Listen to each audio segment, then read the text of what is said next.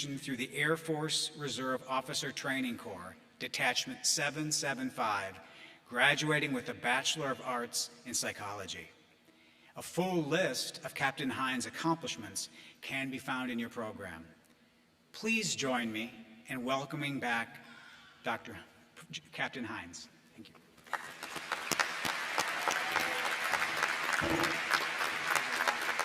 Hey, I'll take the label of doctor, sir. But I want to say first by saying thank you. Thank you to Sir Dr. Heimerman, you and your staff, and all of the supporting people that made this event possible. But first and foremost, I would like to say thank you and congratulations to the 2021 graduating class of the University of South Carolina, Aiken.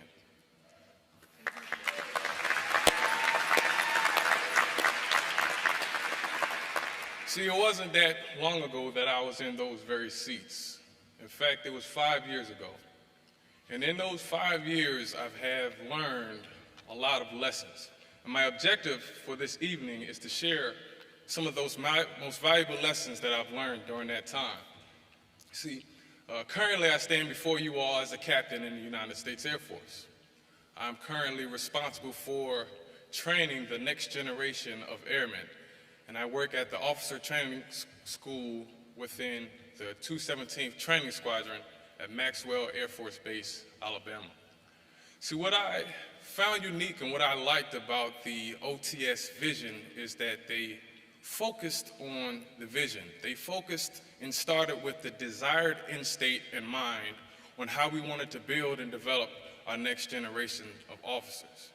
And what they have done is they take officer trainees from all over the world and we build them up in the light of what we deem necessary as the next generation of future leaders. And we put them through a strenuous curriculum in which we download and implement the characteristics and values that we feel as those that these officers will need in order to lead the next generation of airmen and Guardian. Guardian is what we call our troops within the Space Force currently. So it is this unique understanding of establishing a desired end state, that vision. I call it the North Star. And that North Star is very important. In fact, at a young age, I had the unique pleasure of discovering my North Star. See, I grew up, before I moved into North Augusta, South Carolina, I grew up in the city of Philadelphia. And during that time, I observed my surroundings and I knew that I needed to do something in order to make a difference. And that in that moment, I desired to make a change, one person at a time. That became my North Star.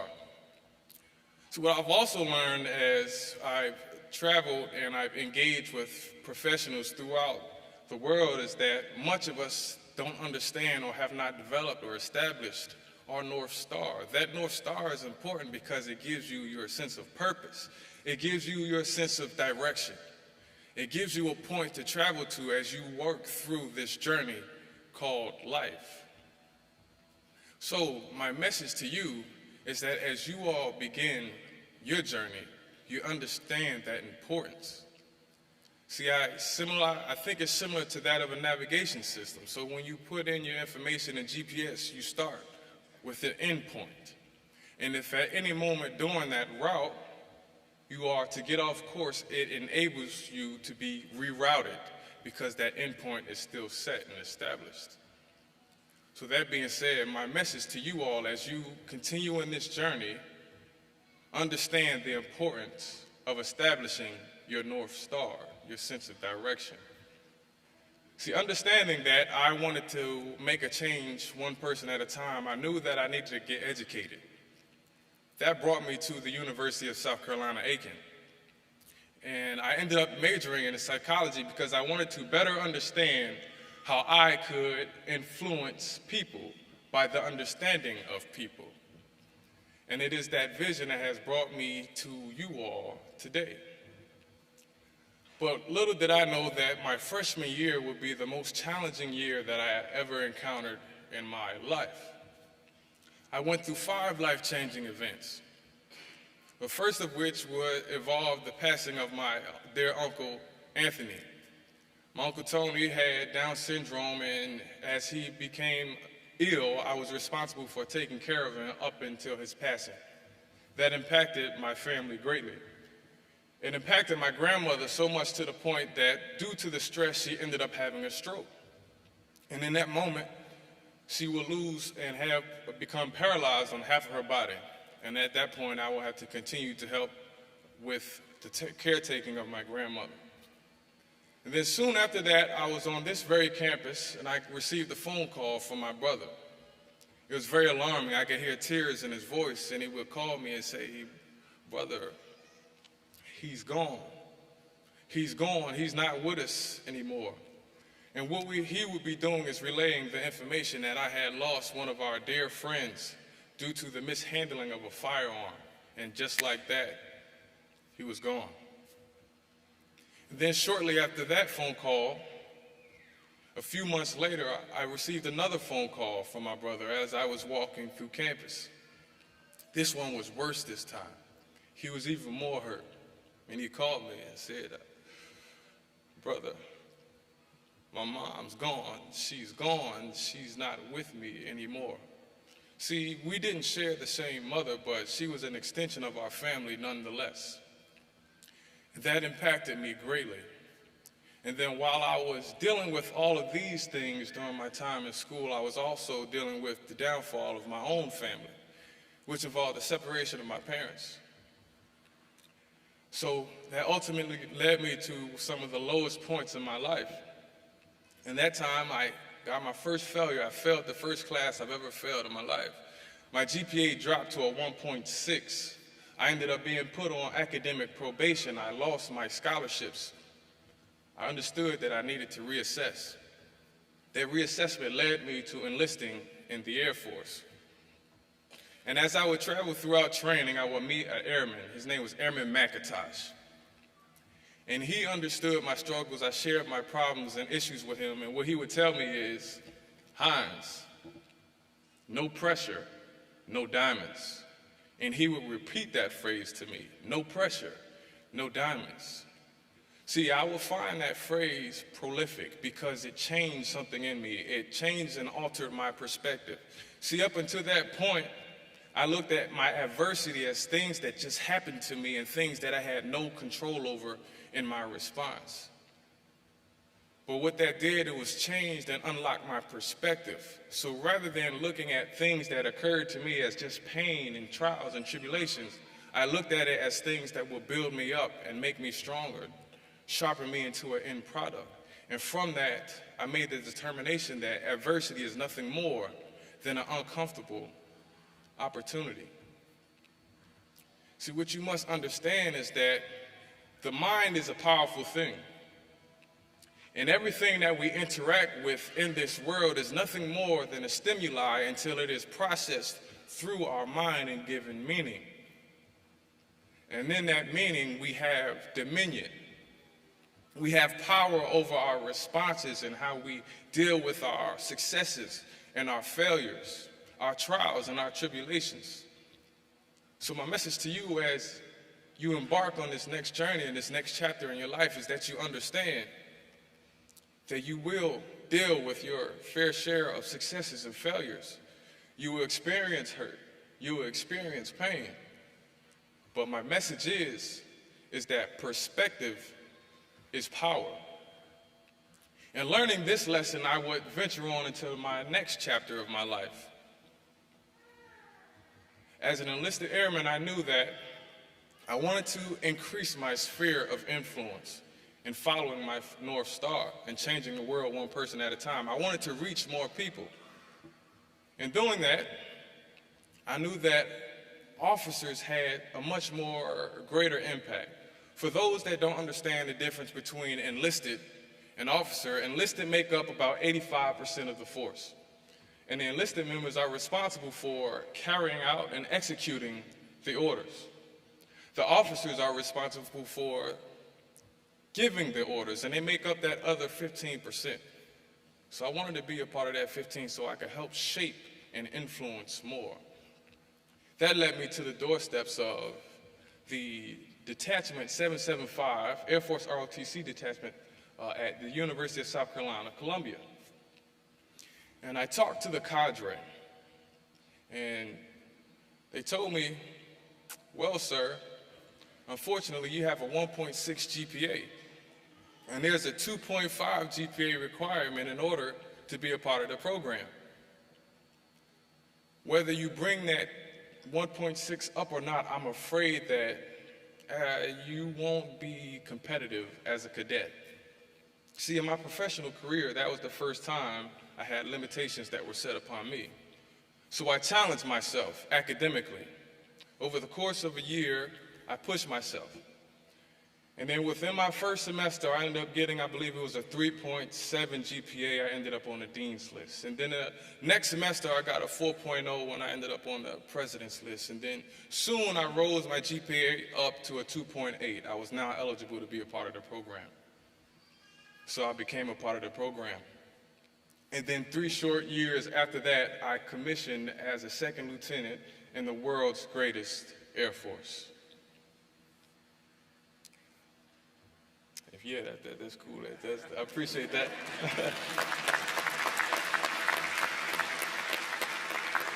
It was a huge accomplishment, but they said, unfortunately, we don't think you'll be competitive as a cadet.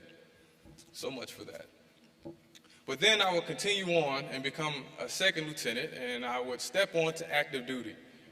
And within my first few months there, I realized that within the Air Force that we could utilize some work in increasing our diversity and inclusion department. And as I tell you this story, keep in mind that diversity and inclusion at that point is not what it is, and we didn't have the big push that we have today. So rather than complaining about the current state, I decided to do something about it. So I came up with the vision of establishing a conference in which I would bring together minority Air Force officers from all across the force in order to partake in a conference in which these individuals would be able to have access to networking, mentorship, and professional development. I socialized this idea with some of my senior leaders, and one of them would say, "Lieutenant, love your enthusiasm, but slow down. Nobody's ever going to support an event that is directed at minorities.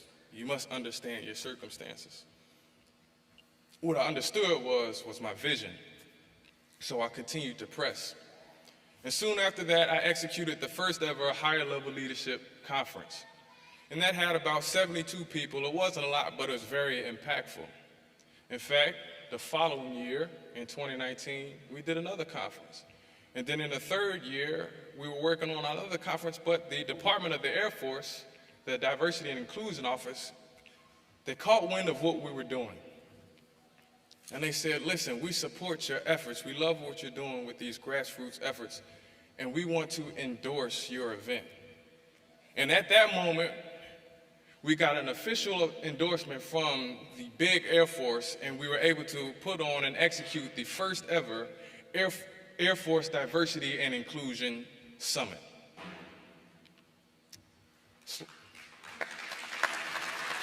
Thank you. Again, the words would ring, "Slow down, Lieutenant. Nobody's going to partake in an event that is specifically aimed at minorities." But what my message to you all is that people will place their limitations upon you. People will tell you what you are not capable of. People will take themselves and they will project their shortfalls and their lack of a vision upon you and tell you that you can't.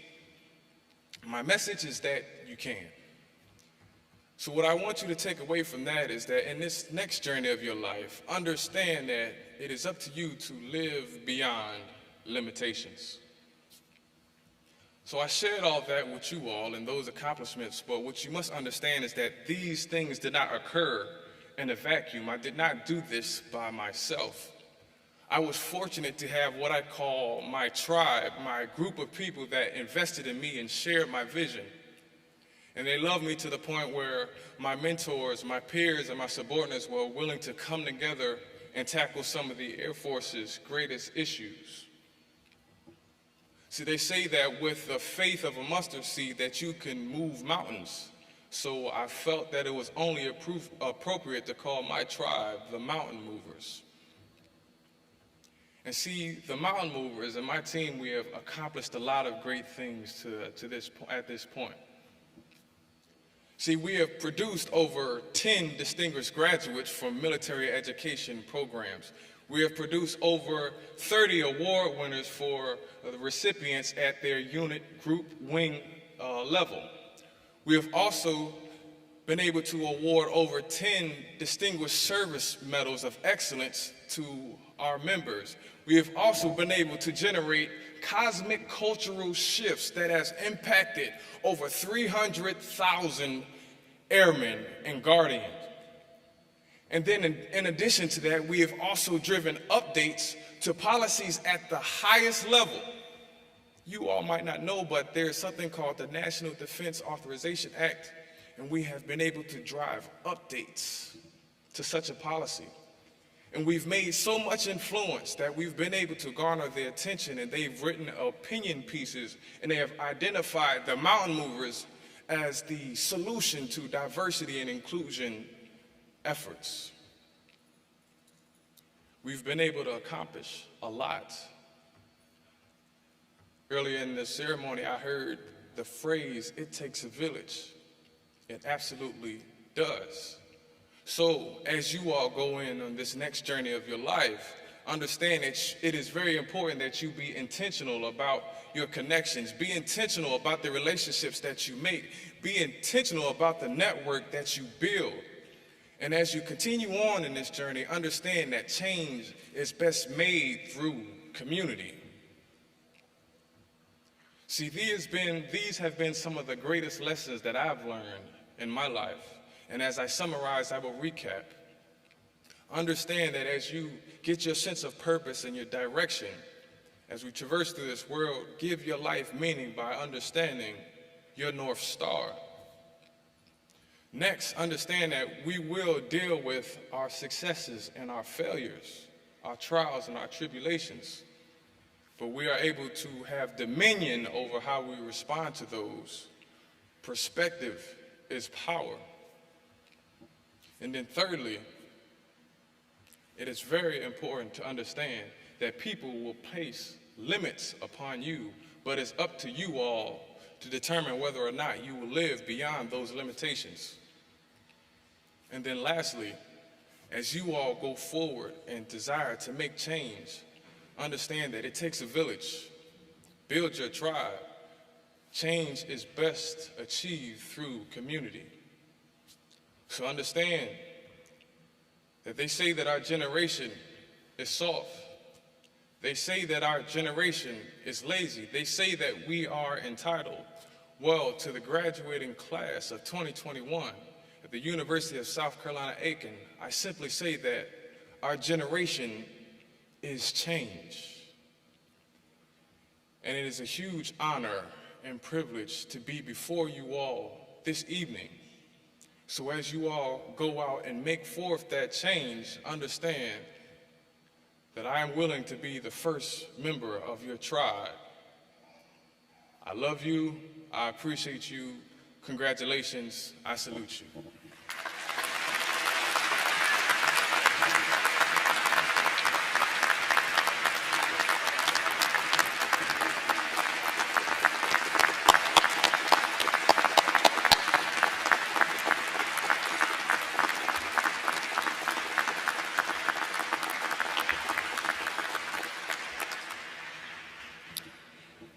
Thank you, Captain Hines, although a doctorate very well may be in your future, sir.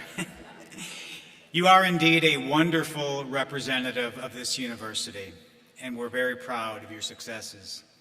Thank you for sharing your thoughts and reflections with us on this special evening.